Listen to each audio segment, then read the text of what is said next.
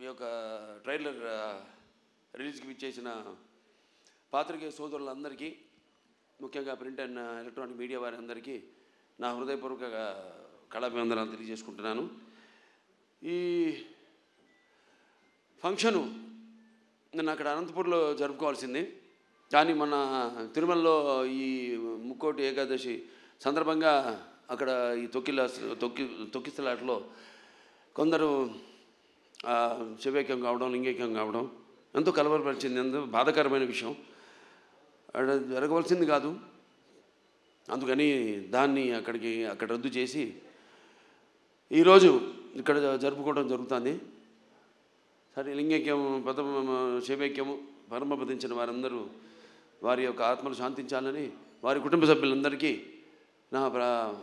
నా తరఫున, అలాగే మా సినిమా యూనిట్ తరఫున వారికి అందరికీ, మా కుటుంబాలకి మా ప్రగాఢ సానుభూతి తెలియజేసుకుంటున్నాం. ముఖ్యంగా అనంతపూర్ అంటేనే రాయలసీమ డైలాగ్ ఉంది ఇందులో, రాయలసీమ కా నామ్ సునా ఓ మేరా అడ్డా. ఎంతోమంది నిన్న ఎంతో ఆతురతగా ఎదురు చూస్తున్నారు ఈ ప్రోగ్రాం కోసం. ఎంతో వ్యయ ప్రయాసాలు కోర్చి ఎంతో దూరం నుంచి కూడా వాళ్ళు రావడం, ఆ పక్క కడప కానివ్వండి, కర్నూలు కానివ్వండి, ఒకటని కాదు, అటు చిత్తూరు కానివ్వండి, అనంతపూర్ కానివ్వండి, లేకపోతే మిగతా ప్రాంతాల నుంచి కానివ్వండి, ఇటు తెలంగాణ నుంచి కానీ అభిమానులందరూ తరలి వచ్చారు అక్కడికి. పేరున వాళ్ళందరికీ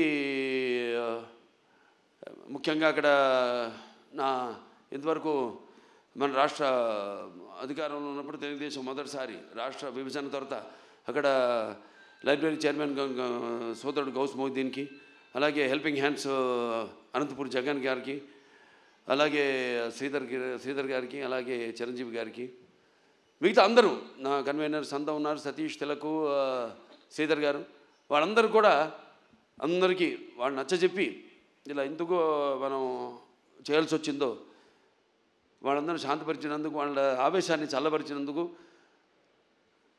ఎప్పుడూ ఒక క్రమశిక్షణ కలిగిన సైనికులు నా అభిమానులు. భావస్వరాన్ని జన్మాంతర సౌహృదాన్ని అంటారు. పోయిన జన్మలో ఎంతోమందితో పరిచయం ఉన్నా ఈ జన్మలో ఒకరిని దాన్ని పొందగలుగుతాం, కానీ ఎన్ని వేల లక్షల కోట్ల మంది అభిమానులు పొందడం అంటే అది నా పూర్వజన్మ సుకృతంగా, అది ఏ జన్మజన్మ అనుబంధమో, ఏ రుణానుబంధమో, ఏ విడలేని అనుబంధమో కదా అని నాకు అనిపిస్తూ ఉంటుంది.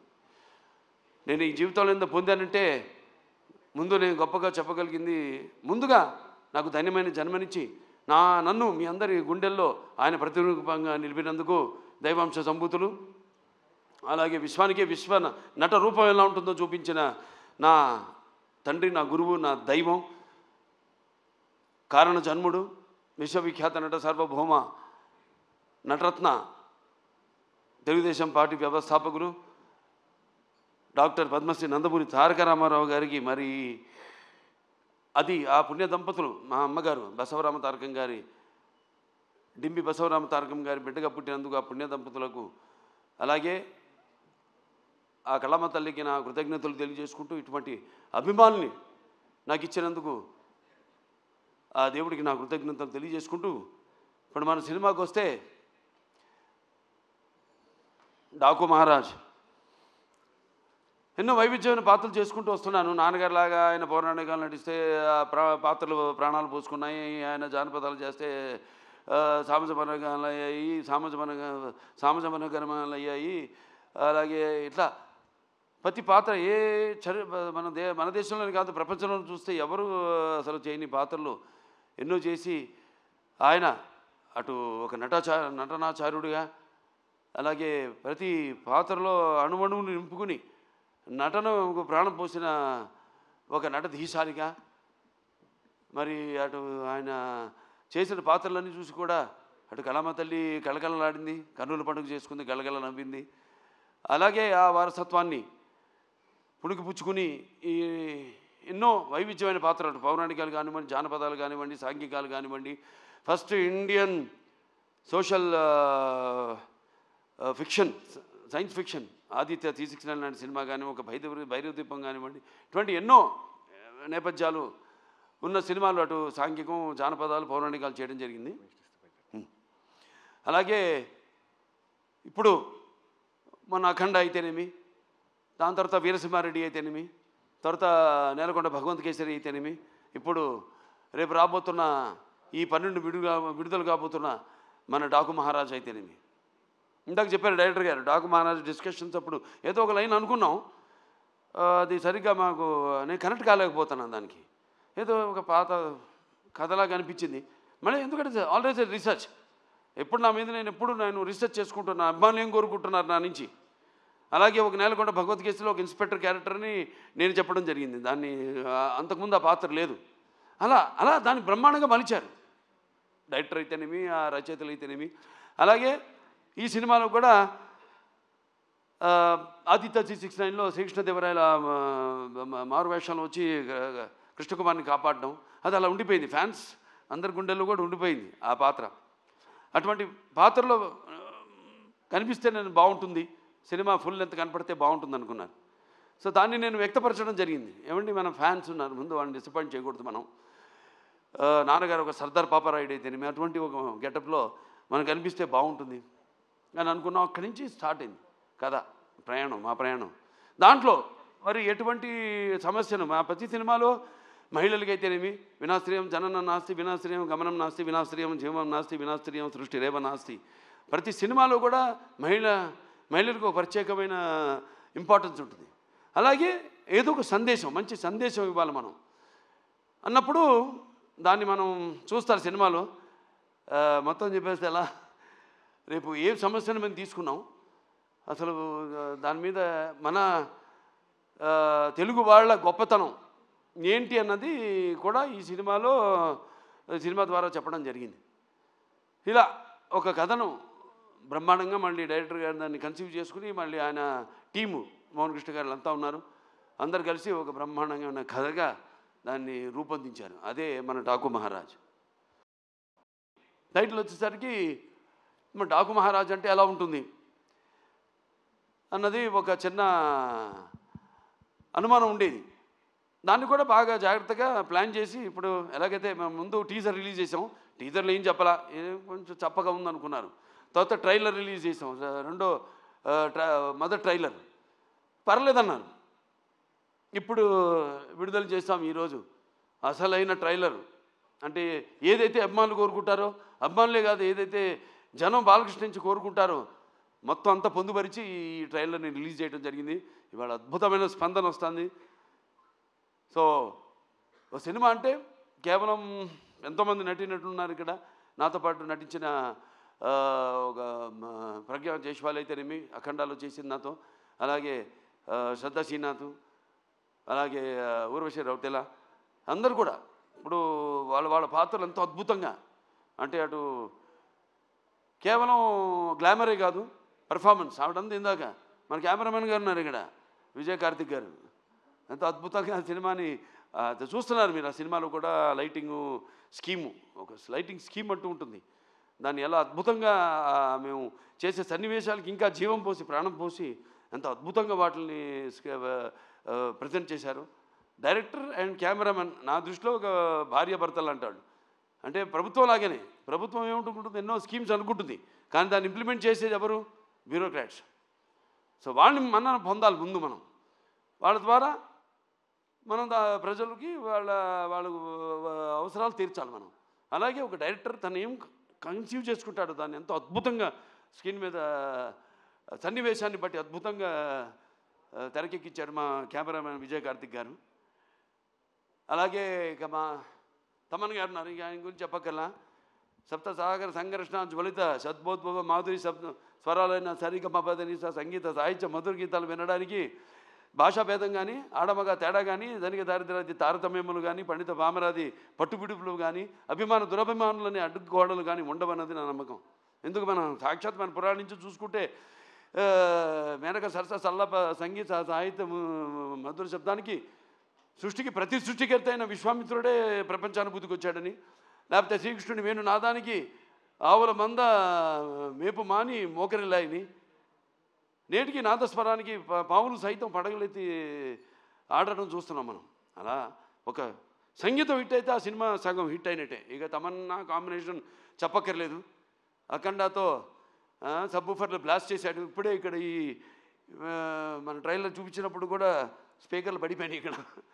సో అంటే నేను చెప్పేది కథను బట్టి ఎలా సినిమాకి ద్విగుణీకృతం చేయడం. సినిమాలో ఉన్న మేము ఎంత నటించినా, డైరెక్టర్ ఎంత తీసినా, ఒక కెమెరామెన్, ఒక మ్యూజిక్ డైరెక్టర్, ఒక ఎడిటర్. ఈ సందర్భంగా ఎడిటర్ రూపన్ గారిని, రంజన్ గారిని నేను మెచ్చుకోవాలి. అద్భుతంగా చేశారు వాళ్ళు, చాలా అద్భుతంగా. ఎందుకంటే ఈ సినిమా అనేది వీళ్ళు ముగ్గురు చేతుల్లో ఉంటుంది. మనం చేసిన తప్పులు అయితేనేమి, లేకపోతే మన యాక్టింగ్లో తీసిన విధానంలో అయితేనేమి, లేకపోతే చేసిన విధానంలో అయితేనేమి, ఏమి కొన్ని కొన్ని చిన్న చిన్న లోటుపాట్లు ఉన్నా అవన్నీ కవర్ చేసేది వీళ్ళు ముగ్గురే. అద్భుతంగా చేశారు వాళ్ళు. వాళ్ళకి అప్పగించిన పనులు వాళ్ళు అద్భుతంగా న్యాయం చేశారు వాటికి. అలాగే ఇక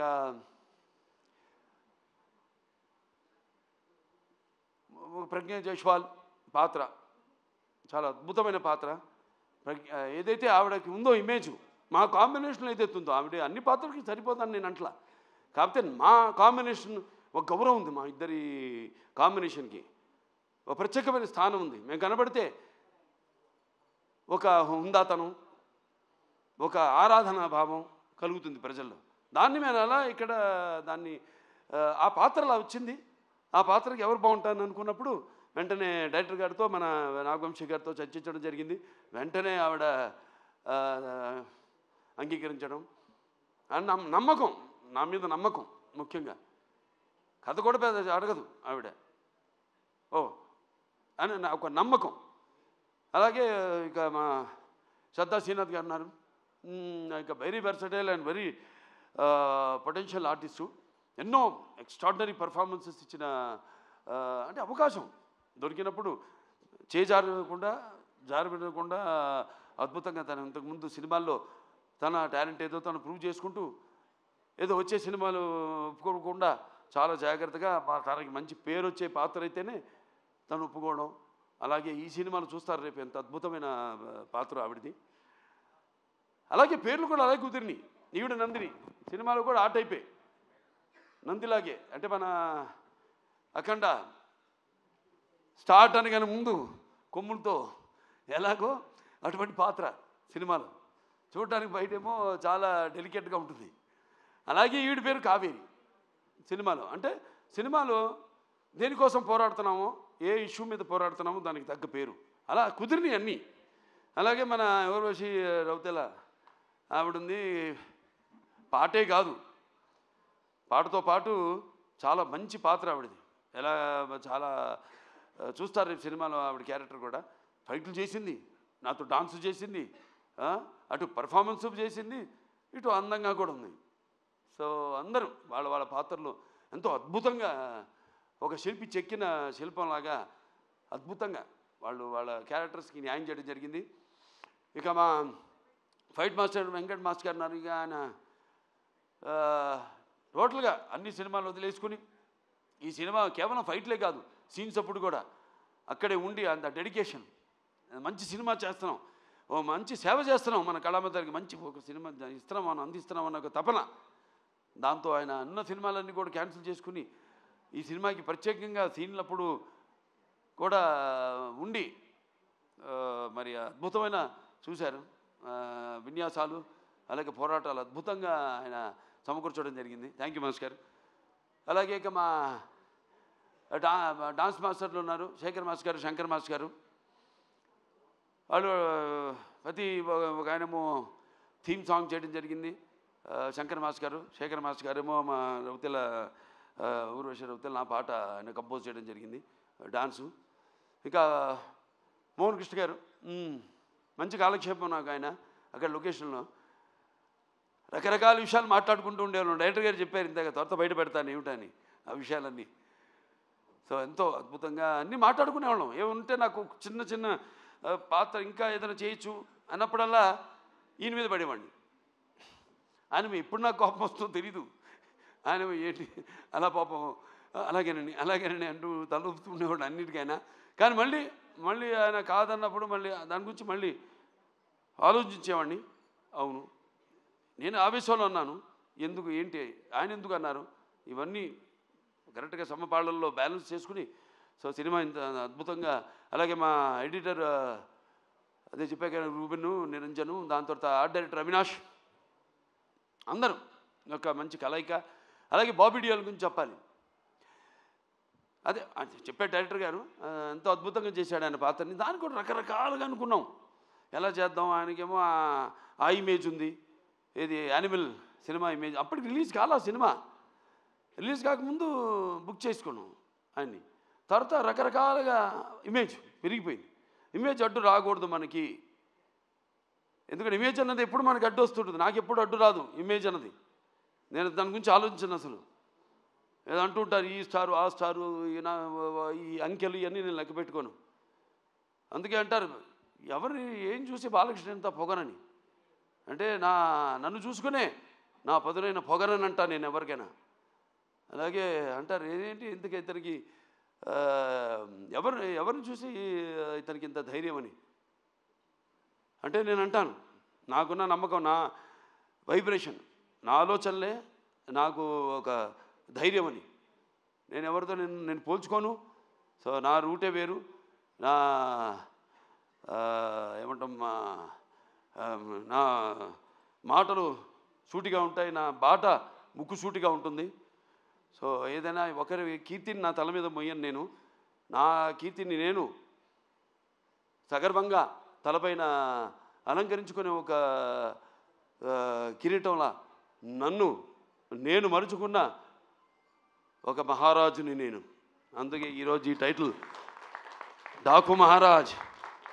డాకు అంటే ఒక దొంగ. దానికి ఎన్నో సినిమాలు ఇన్స్పిరేషన్ ఉన్నాయి. ఇంగ్లీష్లో చాలా సినిమాలు ఉన్నాయి. సహారా ఉంది, ఇట్లా చాలా, లారెన్స్ ఆఫ్ అరేబియా, ఇవన్నీ ఈ డెజర్ట్ బ్యాక్గ్రౌండ్తో నా ఫేవరెట్ సినిమాలు. ఇవన్నీ చూసి ఇన్స్పైర్ అయ్యి ఒక నేపథ్యంలో కొత్త ఎవరు టచ్ చేయని జోనర్ని మనం టచ్ చేయాలి అని ఈ కథని ఎన్నుకోవడం జరిగింది. అందరూ ఎంతో కష్టపడి పనిచేశారు, ప్రతి ఒక్కరు కూడా. ప్రతి ఒక్కరికి ఇంకేమన్నా మా నిర్మాత గారి గురించి చెప్పుకోవాలి. నాగవంశీ గారు, ఆయన నా ఆత్మాభిమానంతో కూడిన అభిమానికి ఆత్మాభిమానంతో కూడిన అభిమానులకి తేడా ఉంది. అది ఎట్లా అంటే పోరాడే తత్వం. అంటే మామూలుగా అభిమానించేది కాదు, ప్రతిదానికి మన అన్నదానికి తలవపడం కాదు.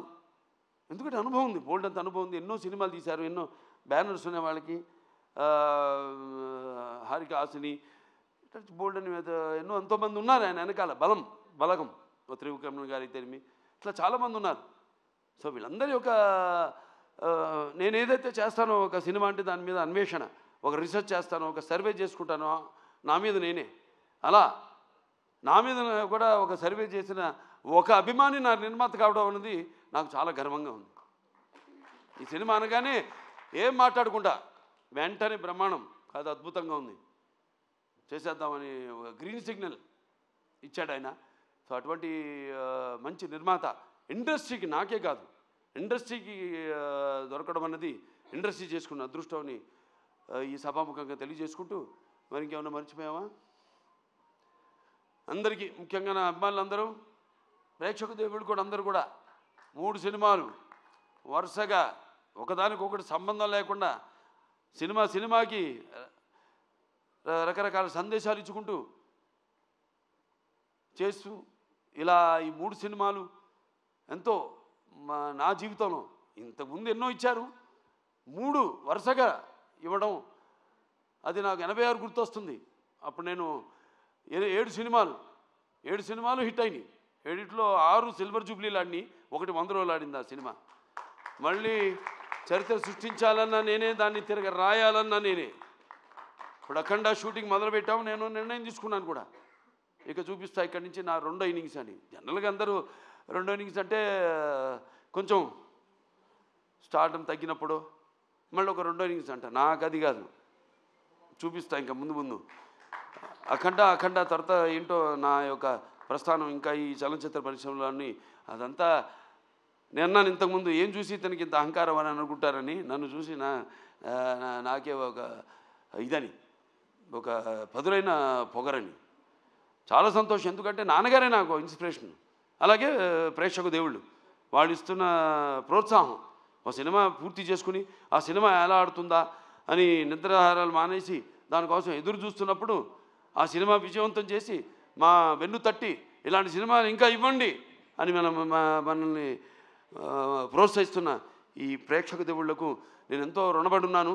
నా అభిమానులకు, నేను చేస్తున్న ఏదో ఈ క్యాన్సర్ హాస్పిటల్ ద్వారానో లేకపోతే ఒక హిందూపూర్ ప్రజాప్రతినిధిగాను ఎమ్మెల్యేగాను నేను కాకుండా ఒక కళాకారుడిగా కూడా నేను చేస్తున్న దానికి ఇన్స్పైర్ అయ్యి ఆదర్శంగా తీసుకుని ఎంతోమంది అభిమానులు కూడా వాళ్ళు ఎన్నో సాంఘిక సంక్షేమ కార్యక్రమాలు చేపడుతున్నారు.